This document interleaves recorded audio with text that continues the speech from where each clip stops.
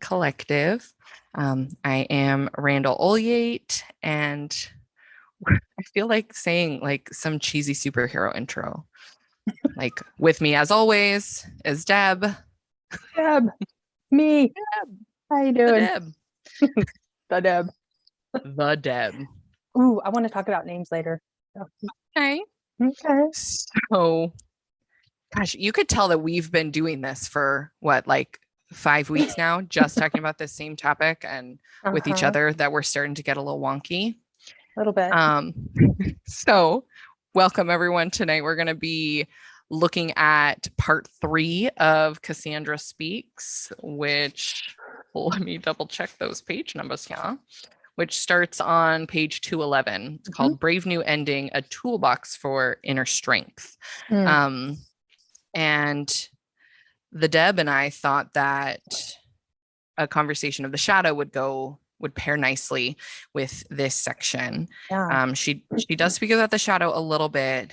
And then she talks about something that she calls innervism, which feels like a really important piece of the conversation that we'll get to. Huge. Yeah.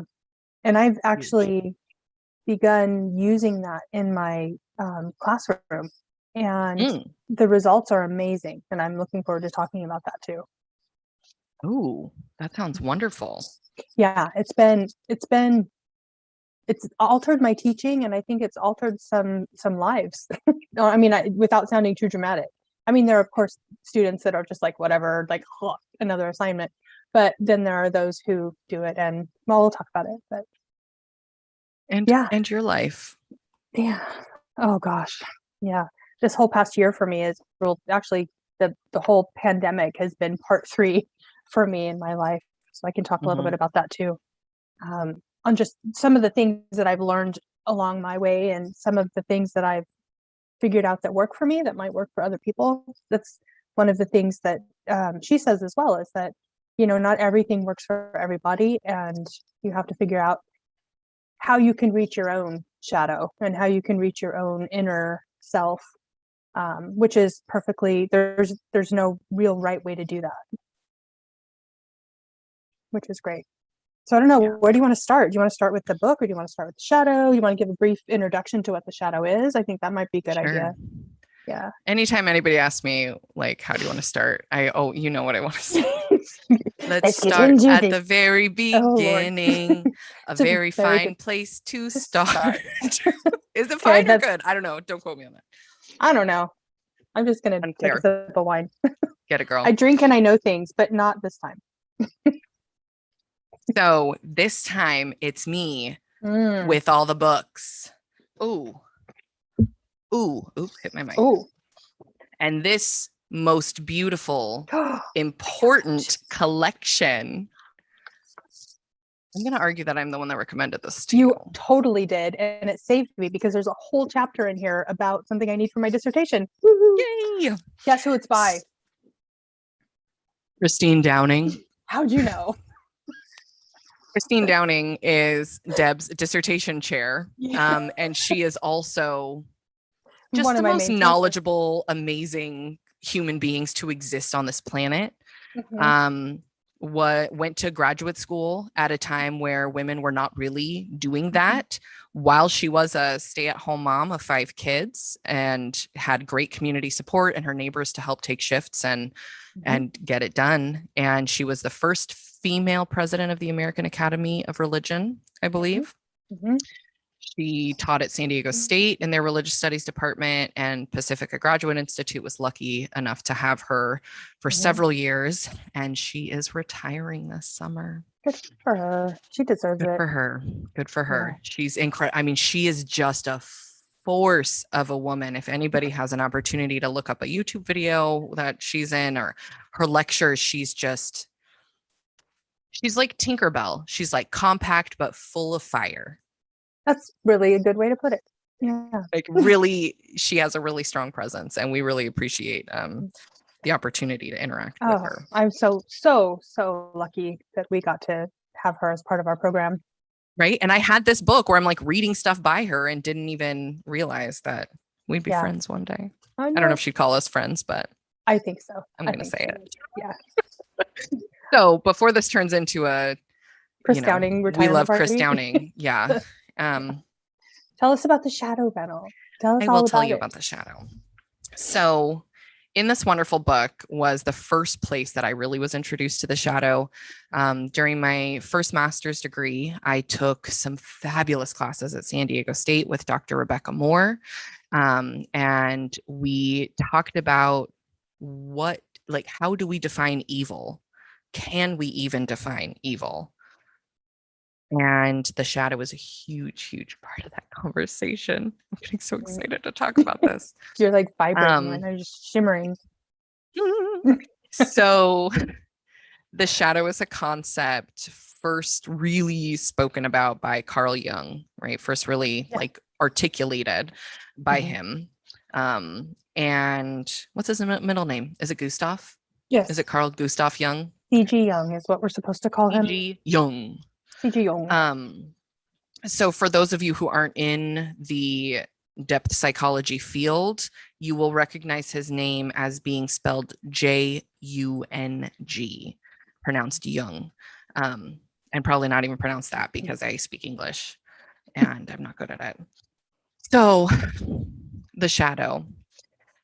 In this book, Robert Bly, which I loved his description of the shadow, and Miss Elizabeth Lesser uses his example in her book as well, which just made my heart sing. Robert Bly speaks of the shadow as the long black bag we drag behind us. And that imagery is just so strong to me and has always stuck with me. It's like that idea that every time we're carrying a burden, like we see it illustrated as this rock we're carrying up a hill or this monster on our back, that once we're able to confront and share our burden with people, like our load is lightened and we're relieved. And the shadow self is like that as well. When we talk about building the threads of schema, like we've spoken about the last few weeks, shadow is part of our schema as well, but it's the hidden part of our schema that we can't see. And every time you do something and get negative feedback on it, you take that little piece of yourself and you stick it in that bag behind you. And that's the idea of the shadow. The shadow is just this hodgepodge grab bag of all of the most negative parts of our personality, or our perceived negative parts of our personality, I should clarify. It's all of the pieces of ourselves we wish we could express, but they're not appropriate to express. Not to be confused with the id. It's not just our base instincts and desires here that we're talking about. That's where Freud and Jung differed, right? Right. Freud was more of all the sexual impulses, and Jung was like, it's more than that, dude. Yeah, I mean, it's part of it, sure. Yeah, but it's more than that. And I really associate the concept of shame a lot with the shadow. I think if shame didn't exist, then the shadow wouldn't exist either. And I feel like every time we're shamed for something, whether it's on a micro person to person level or socially shamed for something, right? Like we've all had that nightmare where you get to school and you go up to walk in front of the class and all of a sudden you're in your underwear or whatever, right? And you're so ashamed and embarrassed on a public stage. And the shadow is all of those moments of shame and embarrassment that you swear to yourself you are never going to put yourself in that situation to feel that shame again, and into the bag it goes. And this could be a physical action, or it could be an expression of emotion or something abstract like that. It could be the way you speak. It could be the way you sit. It could be the way you express love or the way you receive love. And every time, I just have this thought, like every time a child goes for a hug and is told, no, not right now, or you're too needy, or I can't deal with you, that piece of them goes into that shadow bag. Okay, it's all processing and learning. This action isn't okay, therefore I'm not going to do it anymore. But guess what? Eventually, as we grow and grow, we add so much crap to that bag, and it gets heavier and heavier. And the more crap we add into it, it's like a garbage dump, right? If I want to find something that I shoved into my shadow bag when I was 4 years old, if I go looking for it, all I'm going to know, all I'm going to see, all I'm going to experience is the like emotional stench of that rotten piece of trauma in there. I'm not going to find the trauma itself because it's going to be in this whole big shadow soup of everything. And so that's the deal with the shadow. Some of these things we can't even articulate. We can't pinpoint to trauma, but we have the residual feelings after it. And if we don't deal with all that nasty garbage drug behind us in this bag, it's going to start springing leaks. And every time it springs a leak, whether you just get hit with a sudden urge to cry and you don't recognize what even could have triggered it, or you get maybe irrationally angry about something that shouldn't necessarily be a trigger for anger, that's likely coming from something you're not confronting in your shadow self. And every time a leak like that springs, right, we're like following it around with duct tape, trying to stop it at the source, but we're not realizing those holes aren't the source. The source is inside that bag, in that rotten sludge that we have to turn around, open the bag, dig through what we can. And the only way out is through. Like you have to climb through your shadow, like Hercules in the underworld, and not get pulled down. I'm thinking of that part in the Disney movie, right? Where he's in the underworld and all the souls are trying to capsize his boat and he has to just keep going and they're trying to pull him down and they're trying to pull him down. And that's why we shove all this crap in our shadow bag, because we don't want to deal with it, because it's painful, because it hurts, because it's shameful and embarrassing. But then it manifests in different ways. So, or it's projected, right? Or it's projected, right? Oh, yeah. Yes. Yeah. Projection, I feel like, is part 2 here. Okay. Yeah, agreed. Agreed. So what we theoretically need to do with our shadows, turn around, unpack that bag, feel the feelings, even if we can't recognize the source of those feelings, and allow ourselves to not hold on to that steaming bag of shit anymore. Well, and get comfortable with being uncomfortable, right? Getting comfortable in that mess of learning to, like you say, accept the stench. Absolutely. And that stench is a part of us, man. And we don't want to open that bag and admit to people that the bag even exists to begin with and that it's full of garbage. Right. And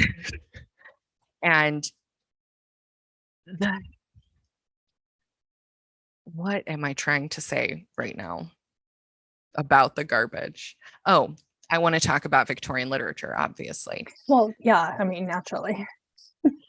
So collectively, we have this like collective cultural shadow that we speak of, or at least I speak of when we look at Victorian literature. The English Victorian society was very famously sexually repressed. And so when we look at Victorian literature, that's where we could see the leaks of that shadow bag of the collective society springing out in different ways. Things are so over sexualized, even when they don't necessarily mean to be sexualized. And then we have something like Dr. Jekyll and Mr. Hyde,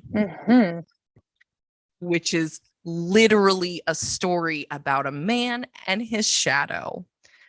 Is it the shadow that he tried to hide? No. What? Like I'm the first person to make that joke. It's good every time. And thank you for coming tonight. We'll see you all next time.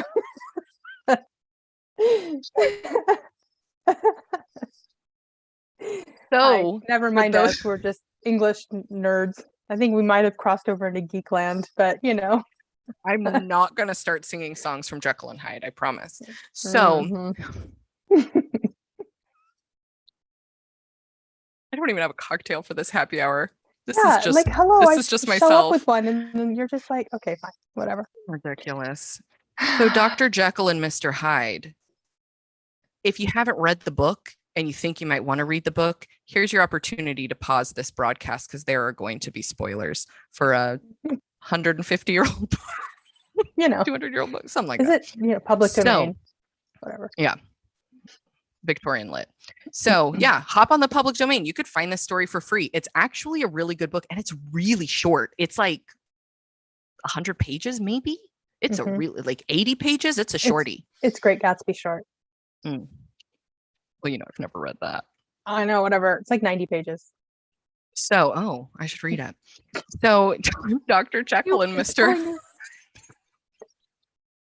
Okay. So Dr. Jekyll's a scientist and he makes this creation in his lab. Is it methamphetamine? Maybe. Maybe. Maybe. I was hanging out with the chemistry teacher today. I should have asked him. But he makes some sort of concoction. He takes it secretly in his lab. And if y'all don't know, this is the story that the Hulk is based on, and the Nutty Professor. So he essentially hulks out and becomes Mr. Hyde and is totally it's just his shadow self. It's all the things he's not allowed to do in polite Victorian society. I mean, like, hide your kids, hide your wife style when Mr. Hyde is out Mr. on the Hyde, loose. yeah. I like that they at because least got rid of the doctor and he was just right. Not just he's just the Mr. Yeah, he changed it to Mr., which is good. I like that. So Dr. Jekyll is like a pillar of Victorian society. He runs in all the right circles. He says all the right things. He's probably never farted in front of anybody in his life. He's probably never had an awkward boner. And all of that stuff is shoved into his shadow bag. All of it. So then when he takes this concoction and becomes Mr. Hyde, guess what? It's all boners and farts. It's all awkward boners. I was like, where are you going with the, oh, okay. All right. But he probably just didn't even on a rampage on when he ate either. Oh no. He probably exposed his ankles too. This is what? Wild. Wild. So basically, Mr. Hyde just runs wild throughout town, murdering, raping, pillaging, basically doing whatever he wants because now he's a sociopath because he will only operate on everything society has told him is wrong his whole life. And so then that's his nightlife. And then he goes to sleep. The concoction wears off and he turns into Dr. Jekyll again. And I mean, we could see this from an Apollonian and Dionysian split as well. Like we as humans, our psyches need to engage in our shadow desires. We need to allow ourselves to be wasted, to work ourselves into a frenzy, to have like lack of control of ourselves without shame. And that's what this concoction allowed Dr. Jekyll to do. But then obviously, like in a sitcom, things start getting a little suspicious. As they do. As they do. And to make a long story short, our beloved main character is found dead in his secret office lab. But the body they find isn't the body of Dr. Jekyll's. No, it is the body of Mr. Hyde, which begs the question, did that special potion turn him into Dr. Hyde or Mr. Hyde to allow himself to feel all those things? Or did that potion turn him into Dr. Jekyll to allow him to repress everything and be accepted in Victorian society? The world will never know. Maybe it was Prozac and not meth. He like specifically talks about like methamphetamine like ingredients that he puts into that concoction. It's pretty problematic. There's probably opium in it too. It's like a whole Victorian grab bag, medicine, and like right? Yeah, and like regular cocaine that you just like buy over the counter. Yeah, why not? So there is a story of Dr. Jekyll and Mr. Hyde, and it's a warning tale to us, right? The bigger that bag gets, the worse it's going to be when it busts open, because guaranteed it's going to bust open, whether you choose to open it or you let it fester on its own. And it really, the lingering question of Dr. Jekyll and Mr. Hyde, how he was found dead in Hyde's form, really, like, I just love that commentary by Stevenson. Like, what are we at our cores? Are we these people that society has told us that we need to be, or are we just our base animal instincts and urges? If we didn't have, and a lot of books coming out between 1850 and 1950, like played with this question, right? Really famously, The Lord of the Flies. What happens if society breaks down? We no longer have to feel ashamed of things. What would happen? So obviously, Robert Louis Stevenson and who wrote The Lord of Golding? William Golding. Yes. William Golding. Which is a great story if he would just stop describing the island. Sorry. All I can think of is Piggy. Oh, poor Piggy. I know. So, but both of those stories, these are like specific European men who say, yeah, if European white boys were left to their own devices, it would be pandemonium and everybody would be raping and killing. Yeah. And putting heads on sticks, right? Yeah. So does that say anything about our condition as humans or the condition of Northern and Western Europe in the 18 and 1900s? Well, and beyond that, I think beyond that, it's like a funnel, right? If you go back to like medieval history, right, and we go back to the sacking of Rome and the Vikings and the Anglos and Saxons and all of those groups coming into England and settling, and then being so wild after things have settled, they need things to kill and pillage. So the priests say, hey, why don't we just go have all these holy wars, and now you can stop destroying the villages and, you know, go over there and destroy our enemy. And they were all like, yes, we shall do that. And so that constant desire and need was never addressed and filtered through society. It was, like you said, merely repressed. And boys will be boys is such a great mantra that shows that repression. I know it makes me ill, but it's still today, right? It's still alive very and much well. alive. Yeah. It's just that now we funneled it down and filtered it down even more. And I think it's interesting. My son and I were actually having a conversation about gender this morning because I come from, you know, I'm Gen X, right? I'm, you know, an older generation. I've never heard of Gen X. Yeah. Are you a boomer? We don't exist. Yes, we're boomers. Millennials. No, I don't. Which one's worse? Which one's better? Just kidding. Unclear. Unclear.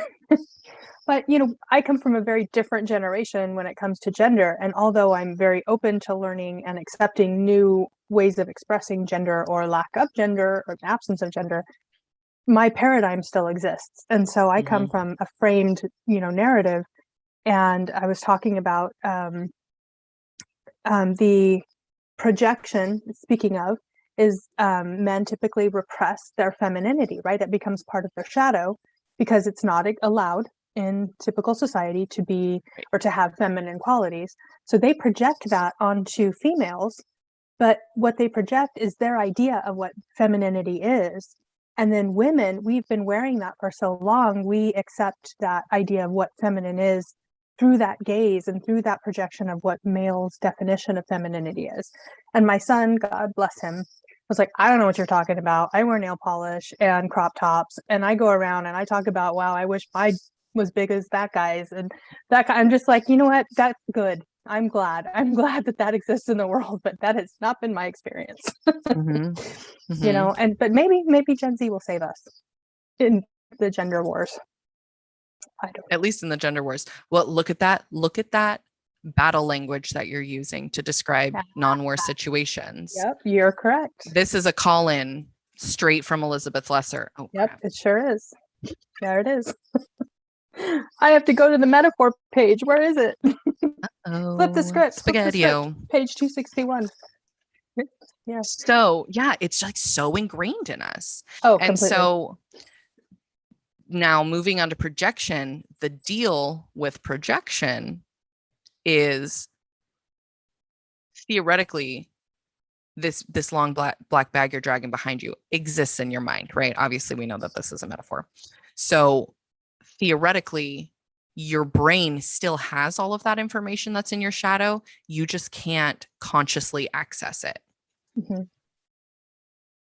And since you know what's in there at your core, when you see other people expressing qualities that you have repressed to your shadow, there's a huge reaction there. And And we know, I mean, we've been told since we were little, right? The way people treat you says more about them than it says about you. But it's so hard to like really take that to heart and really think it's not because we're doing something wrong. But it's just all of us out here projecting our traumas and our expectations and all our steaming rotten bag of garbage onto the people that we meet. And the people that we meet aren't blank canvases the way that we aren't blank canvases. And so there's a lot of communication breakdown. I will say that there's a line in Rent that always makes me think of the shadow self. That's my favorite line. And it is in La Vie Boheme. And she goes, I should tell you, I've got baggage. And he's like, I've got baggage too. And she said, life is short. I'm done trying. I'm looking for baggage that goes with mine. Aww. And I love the way, like just the nice, wonderful, easy way those lyrics say that. We all have shit. We're just looking for somebody whose shit is compatible with ours. We're looking for a matching set of baggage. So musical. It's kind of sweet. Beautiful. Yeah, it is. Because we really are. When we recognize our trauma within somebody else and it's not projection, it's also their truth, that's like a real bonding experience to find out you've got the same kind of crap stuffed in your bag back there. But oftentimes, and all these old like stupid sayings, right? Treat others how they want to be or treat others how you want to be treated is what we're told. But, and that's what we do. But in reality, we should be treating others how. Why there's so many dick pics going out. Sorry. So many dick pics. That's why. Because they just are in love with that. And they're just like, yeah, right. We want to look at this beautiful thing. And we're like, no. Right. And so the proper thing is we should be treating people the way that they want to be treated. But because of our own shadows and our projections into what we think they want, like so much happens. And I think there's so much shame around that too. Well, that's what I was going to say is the treat people how you want to be treated assumes that you want to be treated the way society believes you should be treated. There's a lot of assumptions in that saying. That we don't necessarily unpack because there's so much of societal expectations, that whole persona level and above on our psyche grid, right? And it's all of these things, the way you should behave, the way you should act, what you should love, what you should value, all of that goes into that statement.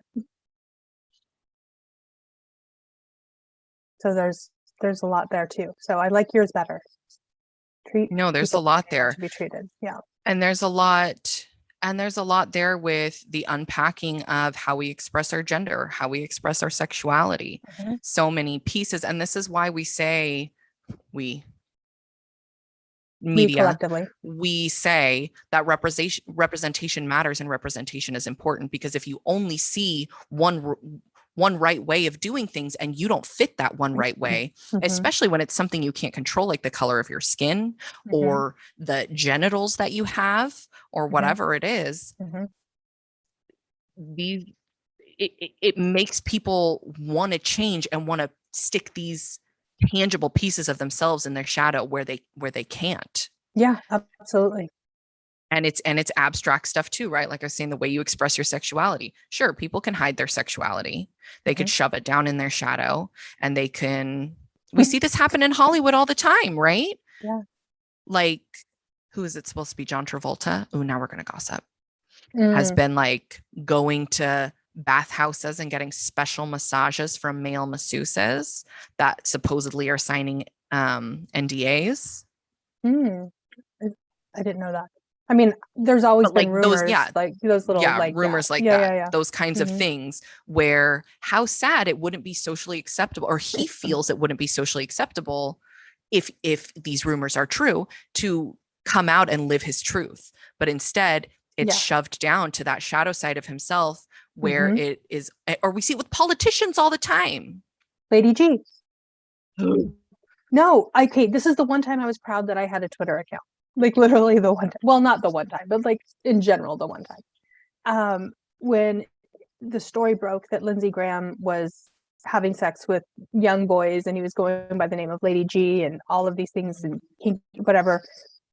Everybody who can't stand Lindsey Graham for his politics and all of the games that he plays and his sides that he took and whatever, totally stood up for him and just said, do not shame him for being who he is. Let him be himself. That's the problem. Like, and I just thought that was really cool. Usually the group on Twitter that comes, the mob, right, that comes for people, came for him, yes, but not about his sexuality or his choices. I thought that was pretty cool. The one time. That is pretty cool. It's the only positive thing I'll say about him. Yeah, that could be like a theoretical situation where there is a gay man who needs to live a straight appearance, and instead of dealing with his sexuality and the way those feelings make him feel, it instead manifests as anger, and now he's abusing his wife. Yeah, because of this thing in his shadow that he's not able to face. And stuff like this happens all the time, specifically because of things that we just can't. And it's not that people are necessarily actively wanting to be hateful towards people. And that, I mean, obviously that happens, but yes, I mean, this is more coming from the unconscious. And like I said, this bag is just springing leaks and spraying hot garbage everywhere. And then all of a sudden you don't have control over it. Do we even have control over anything? That's a big question that we can't address tonight. Can I talk just real quick about the book We Were Liars by E. Lockhart? Yes. It's a YA book. It's been on the bestsellers list forever. It's super popular. I think it really gives us a good example of what we've been talking about. The main family in this book, they're the Sinclairs, and they live like on Cape Cod, Martha's Vineyard. They're super, they're the white Democrat wealthy people that are Democrats, right? As long as you look like us, we'll treat you with respect and freedom, and here's our money, we give to charities, we're fine. But they're described as they are the square-jawed, blonde-haired, fair-skinned Sinclairs, and they're not allowed to cry or have opinions. Or this poor girl, she's really struggling, and her mother tells her to be normal because you can, and so she's just meant to shut down. And something traumatic happens, and the main character gets a bit of amnesia and has like a traumatic brain injury, and she can't remember the summer, and then all of a sudden she's swept away from her normal life, and she doesn't understand why. She's trying to heal. She's on all these medications. She's left with severe migraines, and her mother is like, be normal. And finally she's allowed back to the family summer island where they all summer together, and slowly she begins to discover the truth. But this book has been met with so many different variations of criticism. I think it's a great story looking at that white persona of being wealthy, and that's so typical in the WASP lifestyle, right? Where we have the white Anglo-Saxon Protestant, where you're taught to shove everything down, don't show anything. And what's the name of this book again? We Were Liars. All of the spirit and the body are completely disconnected. There's no room for soul in that sort of lifestyle, and so that repression happens, and then this huge shadow thing. Well, as the secret is exposed, it becomes the shadow of the entire family, not only the main character, and it's fantastic. If you're not a storyteller, you might be surprised by the twist. If you do anything with story, you might see it coming from a mile away. Doesn't matter. The story's beautiful. The writing is just, my heart just kept going, oh, my heart, oh, like it's just beautifully written. But on the flip side, there were a lot of reviews from people of color who read it and was like, I can't even get past like the first couple pages. I don't want to read anything more about a wealthy white family. And the point was to expose this wealthy white family for all the problematic things it is. But some people just aren't even interested in that. And that's fine. And I get that. Like, of course, you should totally read what you want. We need that representation that you were talking about to show the shadow side of all, so we can all work through it collectively. What was the movie with the teacup on the he was hypnotized? Us? Get Out. Oh, Get Out. Get Out. Yeah, so that's another I was type thinking of the story other that, movie, like just yeah, about the shadows. which is literally about the shadows. Yeah. About the shadow self. Yeah. Yeah. But those movies deal with the exact same issues and the exact same ideas. It's just told through a different point of view and a different entrance into that story through ethnicity. And so I think you're right. Everybody should have a seat at the table and tell those sorts of stories. Mm-hmm. And I mean, when we speak as like our experience as women, I mean, when we were young, we didn't see women in positions of power very frequently, right? No. We saw women being teachers and nurses and men being doctors and CEOs and presidents, right? Like these nurturing, usually overworked, underpaid positions that were relegated to the female sphere that were like, oh, that's sweet, you're a teacher or a nurse, but like, who trusted you're not male teachers, especially in elementary? I mean, are they still? Like, I know that some people have issue with that, and why do we have issue with that? I agree. I know. I remember not really seeing male teachers till I got like in like 7th, 8th grade. Same. Yeah. I don't think we. And then our teachers were totally inappropriate. I had this one teacher who taught health class, and he was describing the effects of LSD to the class. And he came up to me and was like, or no, this one was ecstasy. He's like, okay, so if you're normal and I put my hand on your shoulder and I just go like this, it feels like that. But if you're on ecstasy, it'd like feel like this. And he like pulled my bra strap down and my tank top strap. It was so like in front of the whole class. I was just sitting at my desk. So uncomfortable. Oh my gosh. Yeah, no kidding. And then he would say that we were like doing heart rate and endurance testing and that some students needed to like stand up and do that, but he would only select the girls and the activity was to jump. And he would say, everybody needs to take off their sweatshirts because you're going to get hot, like doing this heart rate activity. And it's like not healthy. Gross.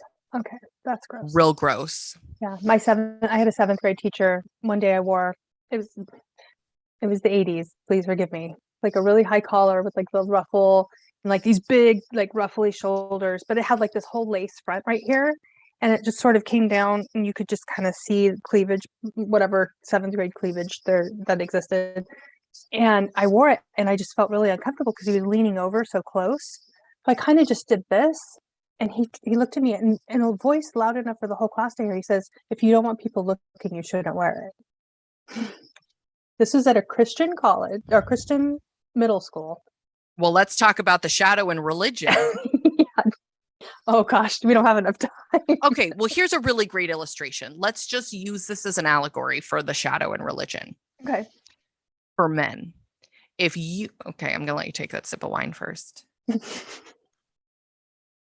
Okay, go ahead. Ready. Theoretically, I've been told if a man doesn't masturbate and relieve himself of ejaculate, then that will build up and it will erupt on its own during a wet dream at night. And it's the same with your shadow. If you don't take care of it, it will take care of itself in a messy, yucky, embarrassing way. Thank you for letting me. Yeah. But yeah, that's true. That's a really good analogy. Yeah. Oh. But yeah, I mean, it's the same with when you are part of a religion that tells you to suppress pieces of yourself, then those pieces come out in different ways. Like, hello, lots of men in higher power positions in religions. I'm trying to be very careful about the words I say. Have a real big issue of not addressing their sexuality and having it come out in very, very inappropriate and traumatic ways for the children around them. Well, let's talk about The Handmaid's Tale. That's a fictional, very realistic. Fictional? Oh, well, okay. So everything in The Handmaid's Tale has happened at one time in history, just not in the way that Margaret Atwood puts it together. So the basically fertility has all but gone in their fictional world, right? Nobody can have babies except like the select few women. And so they are relegated to being handmaids. They're forced to go live with families who can't have children. And they're usually the people in power. They're the admirals and I don't know, whatever their ranks are. And they read the Bible of when Sarah passes Abraham, her slave, her handmaid, Sarah, right? And they read, it's like a whole biblical thing. Then they go upstairs and the wife kneels on the bed and the handmaid is held down by the wife while the husband rapes the handmaid, right? And the man is not allowed to touch her. He's not allowed to look at her, really. He's supposed to look at the wife and only do the actual copulation until he ejaculates, and then he's done. The handmaid is supposed to lay on the bed for a little while to make sure everything stays in place. And then she goes back to her room until the next month. And this happens over and over and over again. When the handmaid becomes pregnant, she is treated as, the queen, sort of. Can you imagine the hate and the jealousy and the envy coming from the wife? 9 times out of 10, the men in these families were sterile. They could not have kids. And so in order to just get out of the situation, the handmaids would go to the doctor and the doctor would inseminate them, or, basically rape them so they could. Because it was considered the handmaid's fault if she didn't get pregnant. Yep. And so finally she could get pregnant, have this baby. Then the baby stays with the family and the handmaid is moved to a different home, given a new name, not even her own name. It's of whatever the male's of the house name is. So Offred was the first one. That's the main character in the story. The handmaid of Fred, like exactly. Total loss of identity. Yeah. Which I'm sorry, what happens when women get married in our culture? Oh, I'm going to talk about that in a second. Oh, okay. I've spent literally all day writing a blog post about that today. But my point is, in the story, at least I don't know so much. I guess in the story is so short. It's an allegory. It's super tiny, but I think Hulu has done a fantastic job expanding the universe of that, and I think they've done a great job consistently holding up the same themes that Atwood had decided to do. But the men get these handmaids or whoever they find sexy all dolled up, and they bribe them and they take them outside into like the outside of the district into these red zones, right? Where they put on makeup and they wear clothes and they drink alcohol and they dance and they have sex. They don't just, do the deed. And, it's not just boring missionary sex, why is it called missionary? We need to explore that. I don't know. That's just gross. I know. Yeah. I just had all kinds of associations with that word, and that's gross. Here's my theory right now that I just came up with this second, because that's the position that the natives needed to lay in while the missionaries were doing God's work on them. Very possible. Makes sense. I mean, that's kind of where I went to. So but they're having all like the S&M, the exchange of shame and just all of the pieces of themselves that they can't have in society and they can't ask their wives for, right? This is that Madonna whore complex. You can't ask a nice woman to do these things for you. And so they seek it elsewhere. Exactly. And that is the shadow side. But then, and then they say, well, it's a man's desire. We have to do these things. If we don't, then, we'll, whatever. I don't even know the argument. We will surely perish. Yeah, sure. But so that is a great example that's fictional. And I think, one of the best parts of that whole book is the woman who is the wife in that in Offred's home actually helped create that universe, because she really internalized the misogynistic view of what a woman's place should be, and just worked herself into her own captivity until she was miserable. And that's the thing. So many of us, like Elizabeth Lesser speaks about, like we see masculinity and the male ideal as the standard and the norm, just as we see it's shitty to say, but we see whiteness as the norm as well, right? And like what's that saying? Like, God grant me the Serenity. no, Oh, which one? the confidence of a mediocre white man. Yeah, I say that to myself a lot. Yeah, just take a chance. So we see this as the norm, and so we see it as examples of excellence as well, which again is why representation matters. Because I know for me personally, my shadow is contained of not all of, but a lot of things that I considered feminine, because I equated femininity with negativity, and that in order to keep up in this world, in order to prove myself, in order to be the best, I had to be better than the boys. I had to beat the boys at their own game.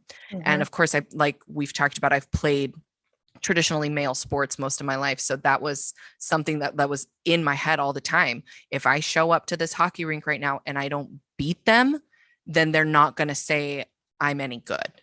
Like there has to be a tangible result. I can't be as good as them. I have to be better than them. Yeah. And my first day at wrestling, I like no skills, with just sheer will and determination, pinned a guy on my first day to earn my place on that team. And it was just like, I knew that I would never be respected if I didn't do that. And so my shadow is my empathy and my softness and maybe my grace and the things that I considered traditionally feminine, which I saw in the world around me. That doesn't get you anywhere. Better shove that in the bag. But now, regardless of politics, little girls are seeing Kamala Harris, a non-white, non-male, in a high position of power. And that's powerful. Because I mean, there's a point in every little girl's life where you realize, wait, there's never been any women presidents. There's like, where are all the women in all of these stories? And of course, this is the same realization that so many people of the global majority have when they're reading just these white-centered colonizer textbooks, right? Where are the heroes who look like me? Where are the heroes who have my values? Does that mean that they can't be heroes because heroes only look like this? So what does that mean for me? And I mean, gosh, if I would have seen like Ghostbusters with women when I was young, like how powerful that could have been for me, because everyone I put up on a pedestal was a man.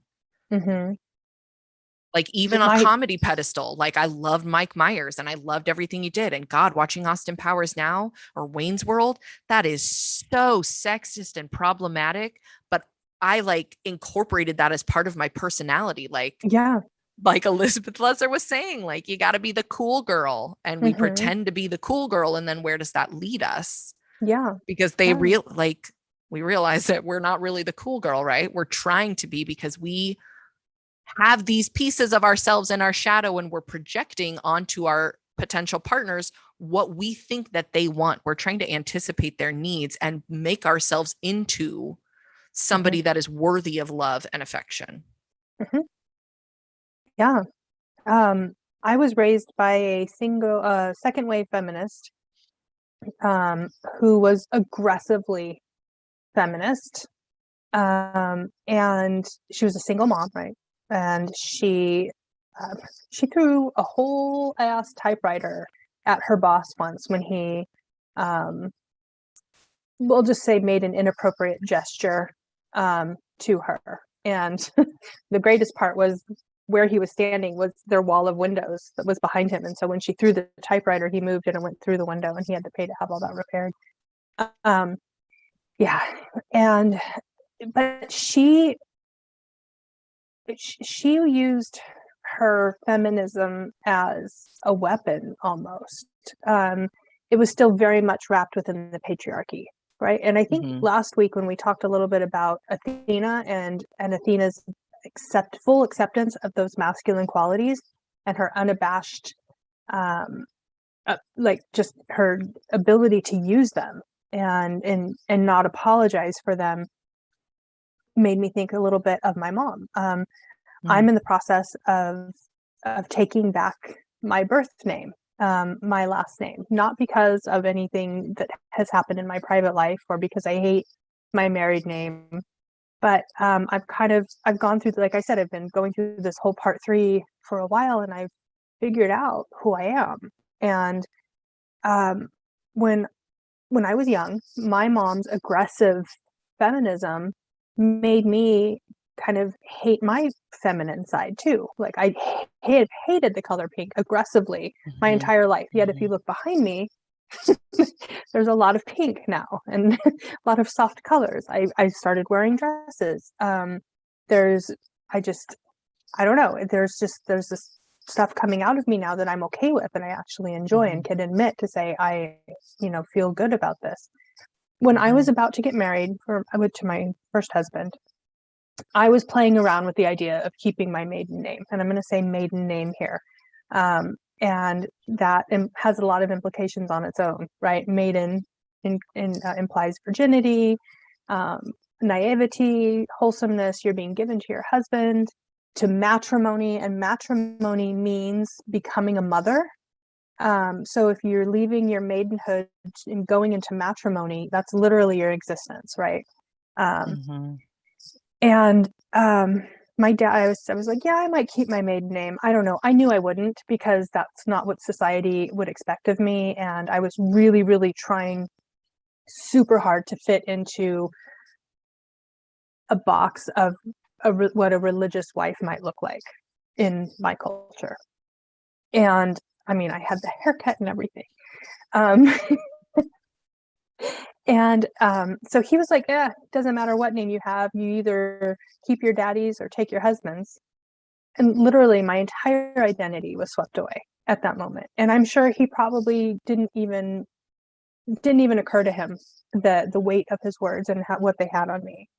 But really for the next 26, 27 years, those words affected almost every decision that I ever made. I just wrote a blog post and I posted it this afternoon on this, which is why I'm able to talk about it. But when we got to our second year of grad school, when was our eco psych class? That was the semester you weren't there. It was spring semester, second year. Okay. So our professor told us if you're doing this program to get back at somebody or to show them that you're smart or that you're trying to earn their respect, don't quit, because you're not going to finish. It's going to be too hard. It's too expensive. It doesn't matter because they're not going to change their mind about you. And all of those words came rushing back, and I was just like, and I thought, why am I doing this? Because I really did. I used to say all the time, I'm just doing this because I want my name to come first on an invitation, doctor, right, versus Mr. Right. And I like, right, because I want to be doctor and Mr. Yeah. Or yeah, exactly. But then I thought, well, that name's still going to get the credit, right? It's not mine. I mean, yes, it's mine, but it's not mine. It's the family's, right?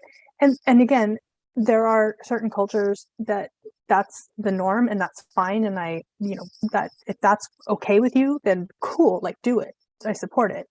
It didn't sit right with me. It didn't feel right because my identity as a woman was unimportant. And I earlier in my blog post, I use metaphors and all kinds of fun stuff.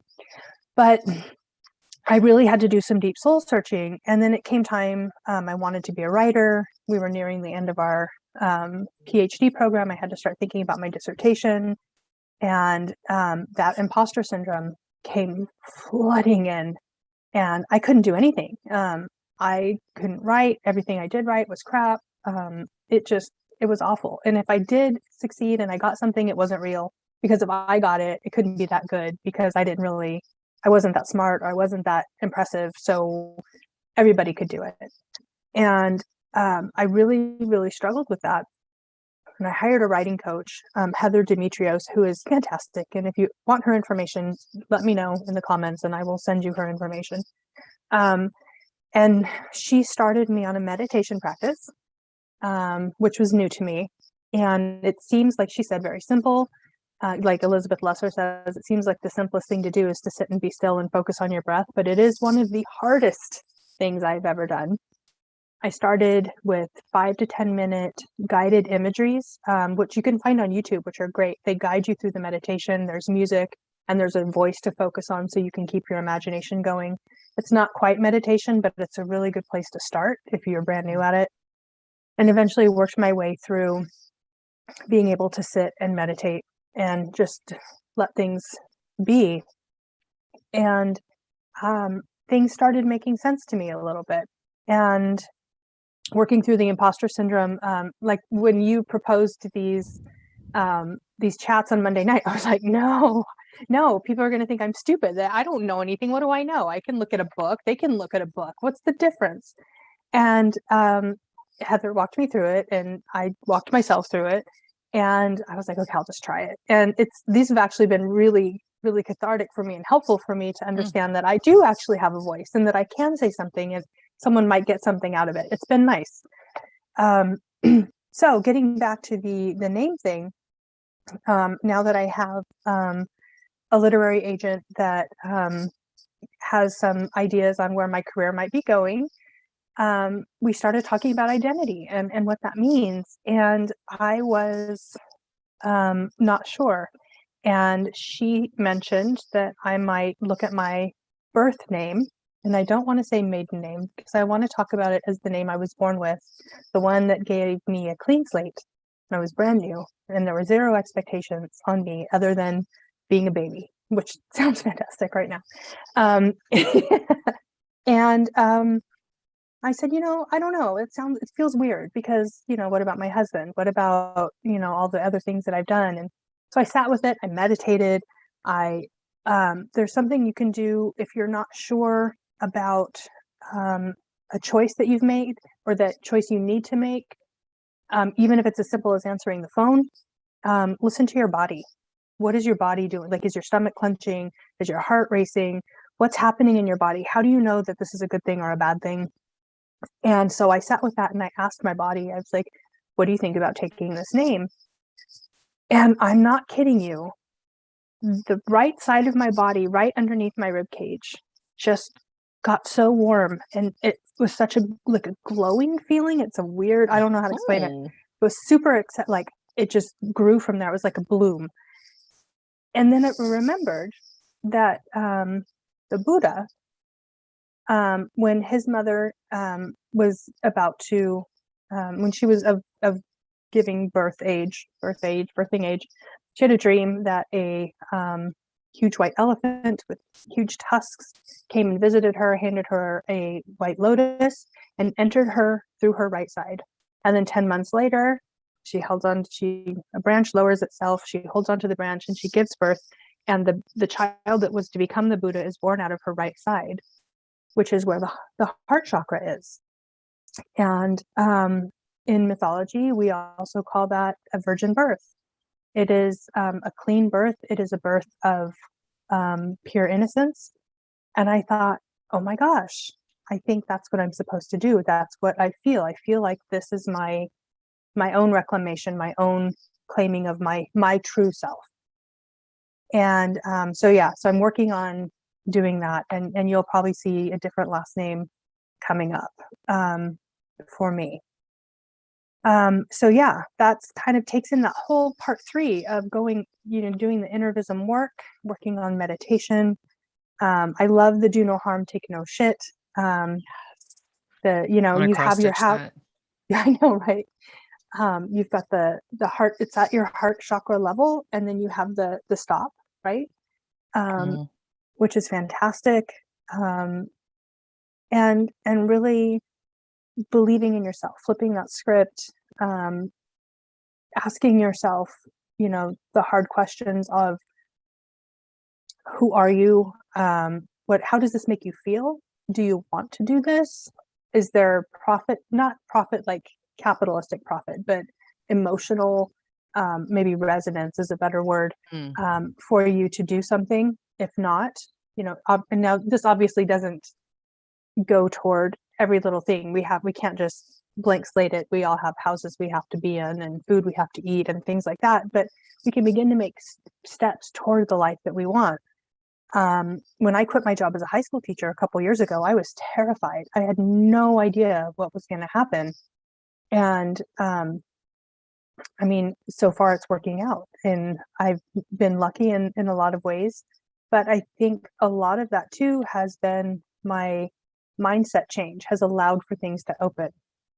I've been currently working on sort of a manifestation thing, but I hate to say manifestation because everybody's like, oh, if I just say I am wealthy, I own this, I have this. That's not what I mean. That's not manifestation. That's daydreaming. It's not like a mail order catalog yeah, to no, just like, no, you can't just be like, I am wealthy, I am beautiful, I am. But I thought that was the secret. Yeah, I am receiving checks in my mailbox today. That's just daydreaming. Oh. Yeah, sorry. True manifestation is understanding who you are, what you do, what you feel or what you want to feel, and then what you already have, and then looking at what you already have and and opening yourself up, or maybe changing those behaviors that you do and feel to allow room for those things that you want. That's true manifestation. And so I've been working on statements for that. And again, that's from Heather. She's just full of all kinds of tools. I did say earlier in the broadcast, are we broadcasters? I don't know. We in the 40s? I still say record, so I don't know. You don't ask me. Okay. You want me to tape it for you? Want me to tape that show for you? I'll tape it. I say that. Record. It's embarrassing.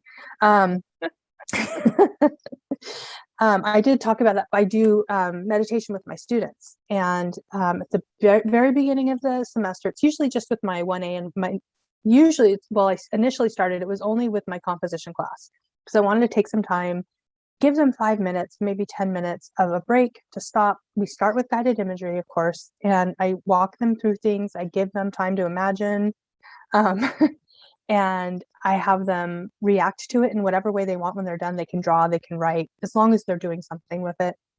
And of course, I have some students that are like, oh, this is stupid, or they use it as a break to go to sleep, and that's fine. That's totally fine. But then the number of students that I've had that have benefited from it and have given me their stories of what it's opened up for them, even if it's the space to sit for 5 minutes and not think about what notes am I going to take, where am I going to get my lunch, what's happening, it gives them that sort of freedom so that they can handle that rest of that stuff later on. The cool thing could we maybe say, oh, go for it. Keep going. No, I was just going to say the cool thing is, in this last year of the lockdown, when we were all online for classes, I recorded all of my guided imagery and meditation sessions and put them up in my class. And for my 1A classes, my composition classes, I made them required. And some kids, I let them do whatever. They could make a TikTok, they could write me, send me a picture. I didn't care, however they responded. And I had students come out to me. I had students talk about, their mental health issues. I had so many students just use that as a safe space. I had students send me pictures of Trump flags. That's cool. Like, if that's what meditation makes you think of, sure. But the point was to just be open and to let them have that. My favorite story is a kid was laying down on his floor listening to the meditation, and his mom came in and started yelling at him, like, that's not schoolwork, you're sleeping. And so he explained what I was requiring, and eventually the whole family started doing it. And so every week they all did it together, which I thought was really cool. Then the following semester, I make it optional for my 1B class. I wasn't going to offer it at all, but it was so overwhelmingly positive in the 1A class. I was like, well, it's the same kids. So, and then usually about 80% of them in the 1B class turn something in, which I think, okay, they need it. And then they go on, and I recommend the different apps and things, and they go on to meditate on their own, which is cool. So anyway, what I was thinking is, could we say that meditation is giving us the space to shut like our conscious thought process off as much as we can, and then watching what bubbles up from our unconscious. And I feel like, now I'm not a meditation expert, I feel like what has stopped me personally from meditating is that everything that bubbles up are like my anxieties for the day, or my to-do list, or my thought process. And I hate guided imagery meditation because I have aphantasia, which means I lack visual imagination in my brain. So all of these meditations are like hypnosis sessions that are like, oh, picture yourself in a field. I always think about Happy Gilmore, go to your happy place. And I always thought that was just like a joke for the movie. I didn't realize people could actually do that, or actually count sheep. Like that could be a thing. You like sit and watch the sheep. And I read a stupid Reddit or Tumblr post a while ago that was like, you know, no one's stopping you from just closing your eyes and watching Shrek. Like they can't take that away from you. And there was like this kid who said he always got in trouble because he'd like lay in his bed, and instead of going to sleep, he'd just close his eyes and watch Shrek in his head. And his parents would be like, are you in there watching Shrek in your head? And he's like, oh, sorry, I should go to sleep. And that is just like mind blowing to me. But so this kind of stuff doesn't work for me. So all this stuff that bubbles up for me, it's just thoughts like, oh, like even today we're like doing exercises at work, and I have a Post-it in front of me, and I'm like, okay, got to get new tires on my van. Like I have to write it down when it pops up. So, cause I'm scared I'll forget it because I have so much to do. But that's the kind of stuff that comes up when I'm supposed to be like creating space for myself. That's also so I very feel normal. Like, that's also, and I know it's normal, and I know I've heard that every time a thought bubbles up, you just picture it as a bubble and you let it the cloud float away. You just watch it float away, and they just keep coming. And I feel like if maybe I stuck with it, maybe all of that stuff could clear, and like my shadow stuff could start bubbling up in a nice potion. But I feel like I haven't allowed myself to get to that point. And hopefully maybe it would. And that's why I like yoga so much. And from a religious perspective, yoga and meditation are irrevocably intertwined, right? You push the boundaries of your physical self, so then you could push the boundaries of your mental self through meditation, right? And it's the that's physical a form of part meditation. of that. Yeah, absolutely. I don't see and having that thing to focus on is what allows me to clear my mind, because I'm specifically focusing on balancing or stabilizing myself or reaching my foot or whatever. And that helps me, to use a nice Hindu phrase, to be where my feet are. And that's something that I have a lot of trouble with doing, which I think a lot of us have a lot of trouble with doing. I could hardly get through 5 minutes when I first started. I couldn't, all these thoughts like you coming up. I have this to do. I have that to do. And then a fly lands on you, and then your nose itches, and then but you can scratch the phone your rings. Nose. That's okay. Like those are things you can handle. That's what I'm trying to say is like when you sit and you give yourself the permission to just be in that moment is so freeing, and it's terrifying for those of us who've never been allowed to just be in our own bodies, specifically women, I think. Maybe and I mean all women, those who identify as women.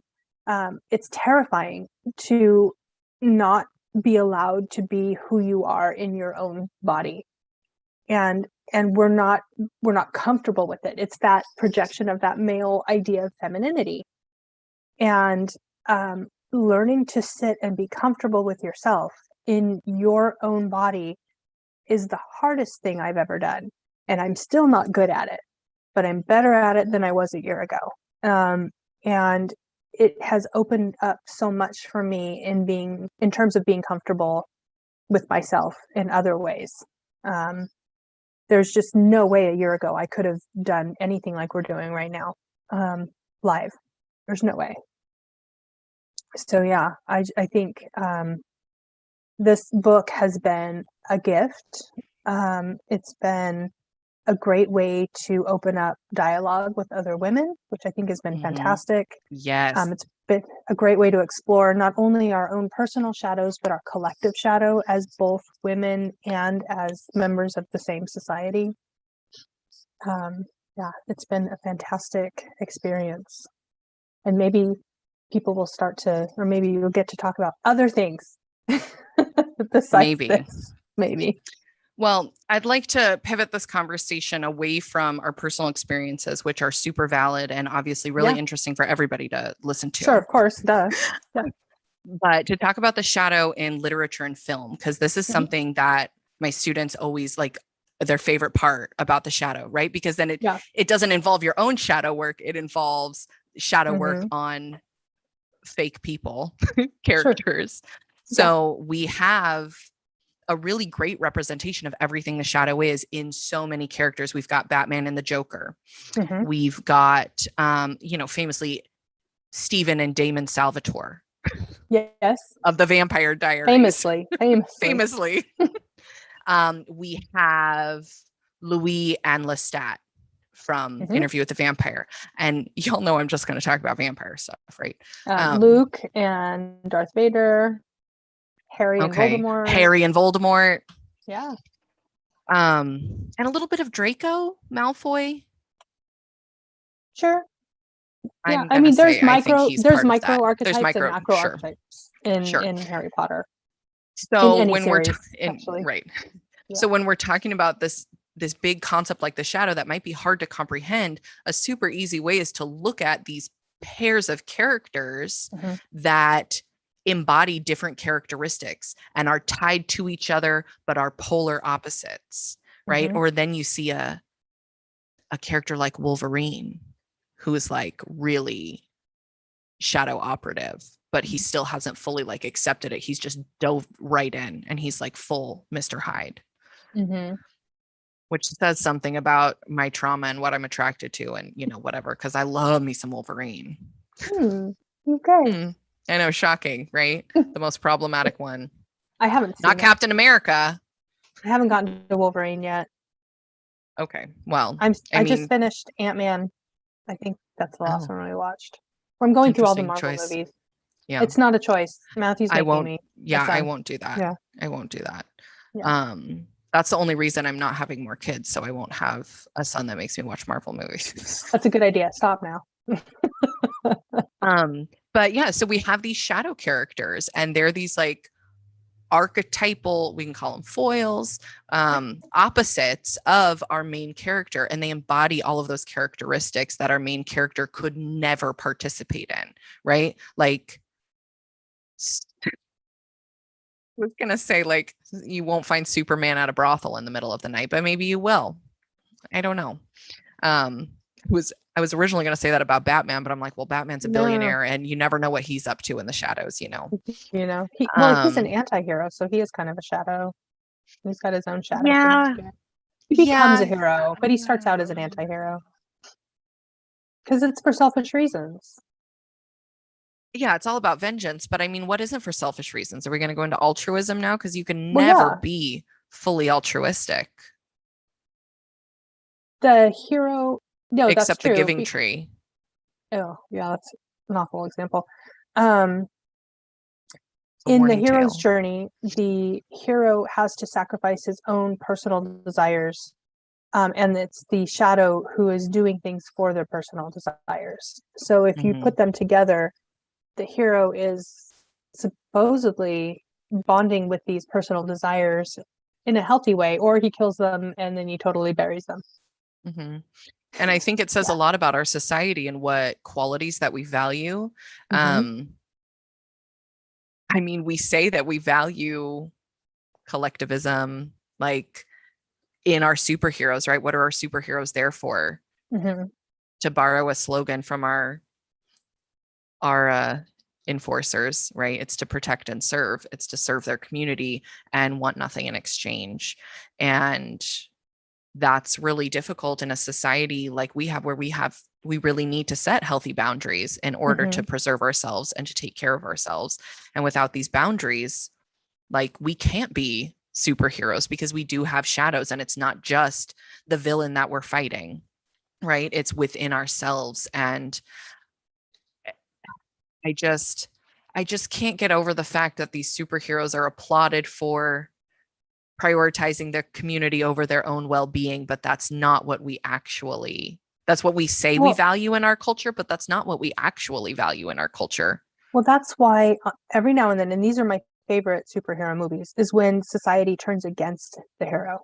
And they start to go, oh, well, these guys are ruining things. Look at how much they're costing us. And yeah, we're safer. And yeah, that he's picking off these weird random bad dudes, but they're the bad dudes. And that's for me when it gets really interesting, because it's like we are taking down that superness of the hero. Right. And is it really for the community, or is it to feed their ego? Exactly. Is it to get the girl? Is it to prove, is that their PhD program, to prove to people that they're worthy? Right. We have no idea. And that's why we're really leaving this phase of one-dimensional characters behind. And we see this with our anti-heroes and our complicated heroes and our Byronic heroes. And, you know, again, because of my trauma background, like that's what I love. I love me some Byronic anti-heroes like Dexter. We see someone like Dexter who is our shadow reflected back at ourselves. Do we wish that we could engage? Like, that's what we love about anti-heroes, is that they're able to do the things that we can't, but if we meet them in person, we would hate them for it, because we would be jealous that they could live that life that we can't live. Did you see they're coming back? Dexter's coming back. Yeah, they're doing a new series. Same guy. And I'm hoping that they're just gonna like forget that the last episode ever happened, maybe like the whole last season. I have a lot of strong feelings about Dexter. I can't control my arms. he I know he comes back into society, and I think he's a teacher. I don't know. I don't remember, but I remember all the kids Dexter were like, hey, as a teacher. Okay. Interesting. Yeah. I think could be just a pillar of the community. I'm not sure. But, you know. He can be a pillar in my community. I got to get all those out. Get them out. But no, that was great. Like, and I love the fact that even Dexter dealt with blood, because that is the life force, right? If you look at it symbolically or mythologically, that's the feminine. Feminine is the blood, and he is the shadow side, which exists. If you look at that psyche graph, it's all down in that shadow area with the anima. And it's so interesting because throughout the series, he has like different villains like every season, but in the first season, which is my absolute favorite, his shadow is Sergeant Dokes, who is our traditional hero. And if the story was told from his point of view, like everything Dokes does is right. It's right for his profession. He's following his instincts, but we as an audience hate him because he's threatening the existence of our main character, who embodies all of the characteristics of a villain. Yes. And he did generate some of the best memes of the day.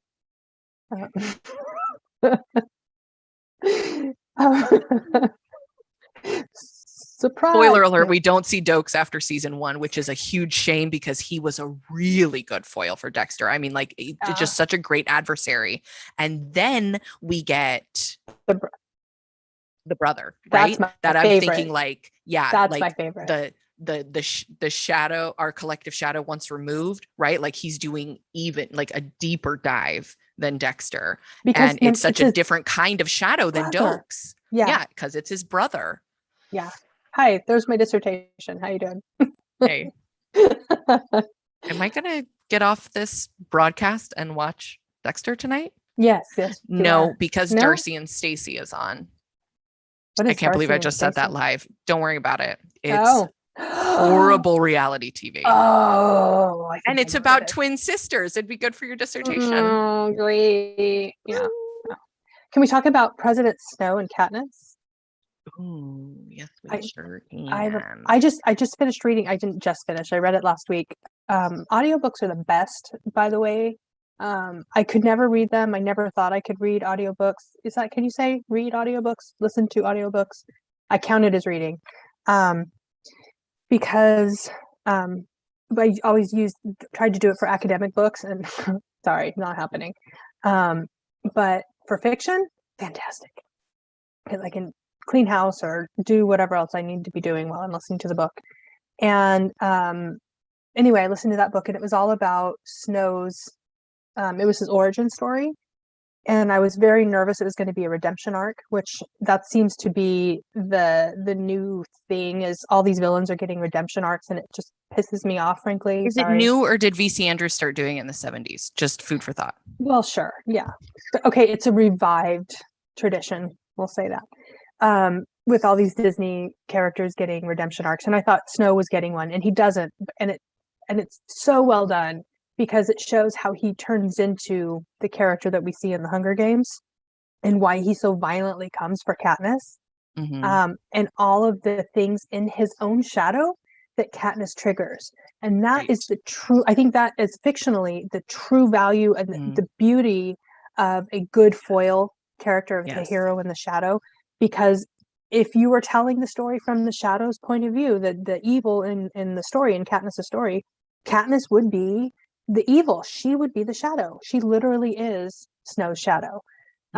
He ended up in District 12 because he fell in love with a girl from District 12. And I know, this is back in the day. And her favorite flower was Katniss. And the song that Katniss sings, the Are you, that coming to the tree, that hanging tree song, the girl Snow fell in love with wrote that song. And because so every time Katniss, well, of course, now this was written after the Hunger Games, so it's easy to wind it in, but it works beautifully with the whole hero shadow. Does. And so every time Snow hears that song, or he sees Katniss singing it on TV when they broadcast it, he's remembering this girl who he loved. And I won't tell you what happens, because I'm very interested to read this. Huge I spoiler. haven't had a chance.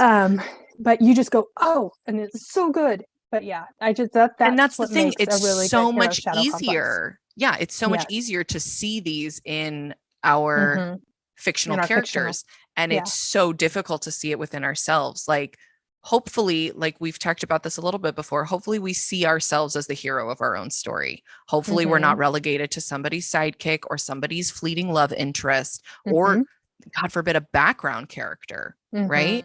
We need to have that agency and decide what we want our lives to look like. How are we going to be the hero of our own story? And I think this is what Cassandra Speaks is talking to us about over and over again. We as women, as any non-male folks, have seen ourselves as secondary characters, even in our own stories, and we've internalized that. And what we need to challenge ourselves to do is think, who's your sidekick? Who's your fleeting love interest or permanent love interest? I don't know why I keep saying fleeting. See, that says a lot more about me than it does about whatever I'm talking about. Also, too, with Cassandra Speaks, her going back to the original myth of Cassandra, one thing that the myth doesn't cover is that Apollo cursed her with the secondary gift that no one would believe her visions, no matter what she did, no matter how loud she screamed, except Cassandra believed herself. She believed herself, which is what drove her insane. And so her voice is our voice. And when we speak and we feel like nobody's listening to us, we have to remember that we hear it and we believe it. And where does that voice resonate in your body? And let it settle there. And whose voice is it? Is it our own voice? Yes, or is it the voice of all of the BS that we've shoved into our shadow that's dictating what we're doing? Is it the voice of our mothers? That's what Freud would say, right? Yeah, yes, he would. Is it the voice of that really strict third grade teacher you had that made a fool out of you? Whose voice is it? Like driving your action and driving your agency, because it should be your own. But usually it's our true voice that is what we get emotional about, is when our true voice isn't being heard. And that's what I'm trying to say is that voice. And sometimes, like for me, it took years to hear it. It was like this tiny whisper almost for a long time. And I had to go through therapy. I mean, kind of. I had one therapist, she was like, when you hear those things, just take a second and write them down, no matter what they say. And I know, and it was really eye-opening, because most of them were hateful and negative and awful. And so the next step was, she said, okay, now write 3 things down why that particular thing isn't true. And that was hard. And I did that for a couple years, and finally got to the point where I was able to recognize that and like quell it in my head. But that took years of work. And that voice, when I would speak up, or I like I want my own name.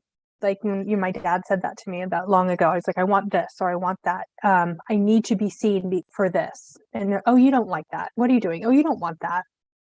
Oh, and that's when we get crazy, right? That's when Cassandra starts, our crazy Cassandra side comes out. Well, instead of that, listen to your voice and believe it yourself.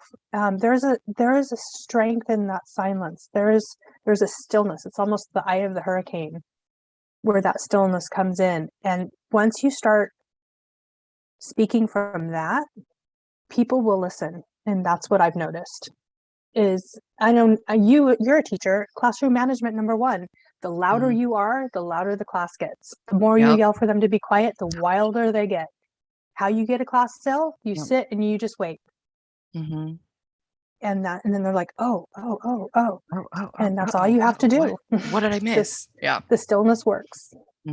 So I think I'm gonna close this here with some song lyrics. And okay, they were written by a white guy, but this song has been playing in my head since we started having this conversation, especially about our names. And I'm not gonna sing it. I'm just gonna say a few lines.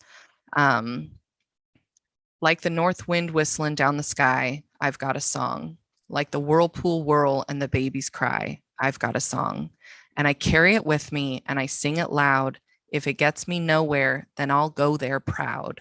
Moving me down the highway, rolling me down the highway, moving ahead so life won't pass me by.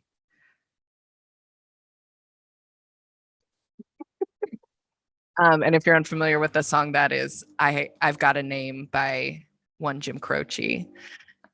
Or the Eagles, don't let the sound of your own wheels drive you crazy. Yeah, right.